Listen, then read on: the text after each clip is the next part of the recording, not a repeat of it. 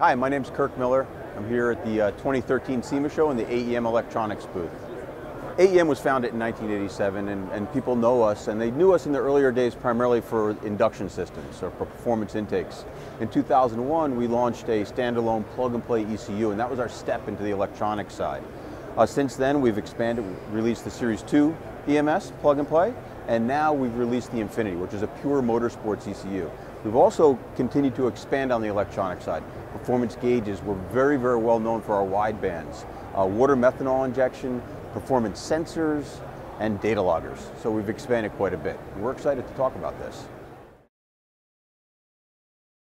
Yeah, wideband failsafe. This is really cool because when we're looking at a race car or even the first big pull on a dyno, your number one concern is where are my air-fuel ratios going as I increase my manifold pressure. So what we did is we took two gauges, a boost gauge and a wideband gauge, integrated it into one, so it's a 2-in-1 gauge, but then we integrated a fail-safe strategy, meaning that you can draw a line through your boost and your air-fuel curves and say, hey, I never want to run leaner than 12.2 at any boost pressure. Once you do that, if you go outside of that realm, you can trigger a fail-safe. It's a low side, a ground out that can implement a fail-safe strategy, meaning it can cut boost, it can be a rev cut, it can put a big flash up in the light of the dash to warn you, hey, you're running too lean. So it's a really, really powerful piece. The other cool part is it's actually a data logger. So it's looking at 3 channels and it's sampling at 20 hertz per channel. It looks at manifold pressure, air fuel, and it can take RPM input. So it's actually a usable data that you can go out, and for these things retail for $299. Infiniti, that is our latest and greatest. This thing, I laugh when I talk about it because this is a 4-hour conversation just to run through the features, but to give you some of the things that make it what it is. One, the big departure from the Series 2 to this is it's a completely new platform. One, environmentally, it can live in a motorsport environment. It's waterproof, shockproof, so that's a really big step up from our Series 2, which was originally designed to be installed inside the vehicle. But sort of the backbone of this is the processor. It can operate so fast. I believe we're about a year or so ahead of the entire market with the processor. It can process, it runs at 400 MIPS, and that means 400 million instructions per second, or thoughts per second. A typical good performance aftermarket ECU will run at 50 MIPS. A very sophisticated late model OEM car that's doing all these different things with CAN and GDI, they operate at 125 to 200 MIPS. So this thing's running at 400 MIPS.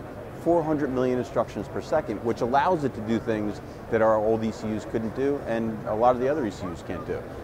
Because of its processor speed and because of its CAN capabilities, we're now interfacing with European cars. So one example is we just rolled out about a month or so ago the E46 M3. Full vehicle integration with CAN, so it takes all the other ancillary devices still work. It can take CAN input from the ABS unit, so you can have 4-wheel traction control. And then what we've done is on the steering wheels, and we're going to sort of do this going forward, where you have climate control or cruise control or anything like that, we've reconfigured those. So now it can be a pit speed limiter, 2-step launch control, boost control, map switching, all from the steering wheel. So and then it has the reference on the tach to tell you what map you're on. So the tuner can set this all up, and the driver, depending on the track conditions, can make these changes on the fly. It's really cool. What's been exciting this year for us is that we've been involved in several drift teams with our new Infiniti platform. So a couple guys like Matt Powers and Osbo and Babiarz Racing are good examples. What's unique about AEM is that we like to think we know the market, but more importantly, I think we understand it. And I can say that with a high degree of confidence is because Babiarz Racing and Osbo's car, their facility actually operates out of AEM electronics. So there's a race team in-house that builds several different types of race cars, but obviously the drift car is everyone's focus.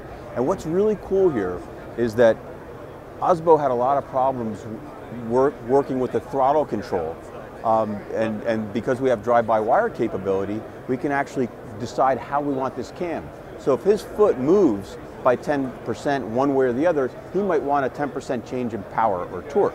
So that's something that you can't do with a cable.